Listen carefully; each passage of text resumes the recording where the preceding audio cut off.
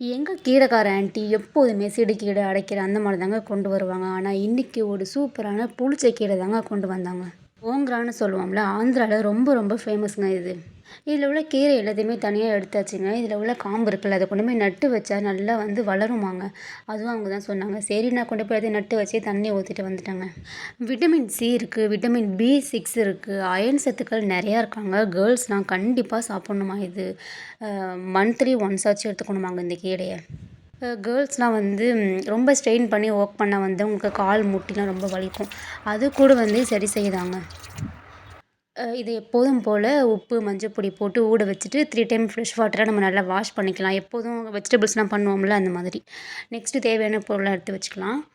கருவேப்பிலை, ஒரு குட்டி நெல்லிக்காய் சைஸ் புளி போதுங்க. ஏன்னா இது புளிச்ச கீரை தான். புளி நெறையா இருக்கும் இதில புளிப்பு சுவை. மிளகு, சீரகம், தனியா, 5 பூண்டு, 12 காஞ்ச மிளகா, 2 பச்சை மிளகா நம்ம எல்லாத்தையும் எடுத்து வச்சாச்சு. இப்போ வந்து ஒரு பேன்ல நல்லெண்ணெய் தாங்க இதுக்கு ஊத்தணும். ரொம்ப ரொம்ப சுவையா இருக்கும். ஒரு 3 ஸ்பூன், 2 ஸ்பூன் வெந்தயம் ஆட் பண்ணிக்கலாம். 2 ஸ்பூன் தனியா. எல்லாம் வந்து ஒரே ஸ்பூன்ல ஆட் பண்ணிக்கோங்க. 2 ஸ்பூன் மிளகு ஆட் பண்ணிக்கோங்க. 2 ஸ்பூன் சீரகம். நெக்ஸ்ட் வந்து 2 ஸ்பூன் கடலை பருப்புங்க. அதுக்கப்புறமா குட்டி நெல்லிக்காய் இருக்குல்ல, அந்த சைஸ் அளவு புளி போதும்.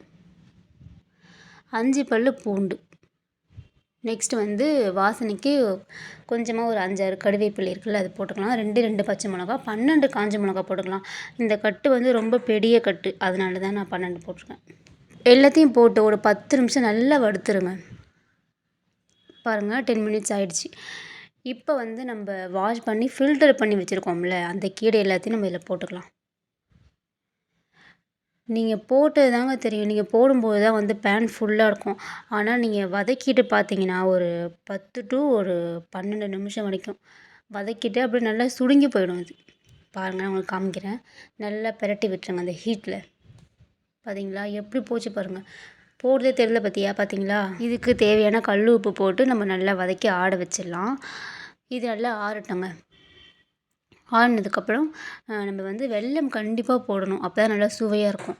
ஜாரில் எல்லாத்தையும் ஆட் பண்ணிவிட்டு வெல்லம் ஒரு 3 கட்டி சின்னதாக போட்டுட்டு நம்ம நைஸாக அரைச்சிக்கலாம். சப்பாத்தி, தோசை, இட்லி எல்லாத்துக்குமே தொட்டு சாப்பிட்டிங்கன்னா டேஸ்ட் அல்டிமேட்டாக இருக்கும். பாருங்க நம்ம அடைச்சாச்சு. இந்த மாதிரி அடைச்சா போதும். என் தங்கச்சிகிட்ட டேஸ்ட் பார்க்க கொடுத்தா அவள் சூப்பராக இருக்குன்னு சொல்லிட்டா. நான் வந்து இது பண்ணியிருந்தேன் இன்றைக்கி காடாமணி பிரியாணின்னு சொல்லிட்டு. அதுக்கு நாங்கள் தொட்டு சாப்பிட்டு பார்த்தோங்க. அதுவுமே சூப்பராக இருந்தது. நீங்கள் ரைஸில் கூட இதை போட்டு கலந்து சாப்பிட்லாம். அந்த அளவுக்கு டேஸ்ட்டாக இருக்கும். அதுக்கப்புறம் தோசை, சப்பாத்தி எல்லாத்துக்குமே இது நல்லாயிருக்கும். இந்த ஆந்திராவில் ஃபேமஸான கோங்கரா சட்னி ட்ரை பண்ணிவிட்டு மறக்காமல் நம்ம சேனலை சப்ஸ்கிரைப் பண்ணிக்கோங்க. ஈவினிங் சூப்பரான ஒரு வீடியோவில் பார்க்கலாம். நல்லா சாப்பிடுங்க, நல்லதையே சாப்பிடுங்க. லைக் பண்ணுங்கள், ஷேர் பண்ணுங்கள், கமெண்ட் பண்ணுங்கள். பாய் பாய்.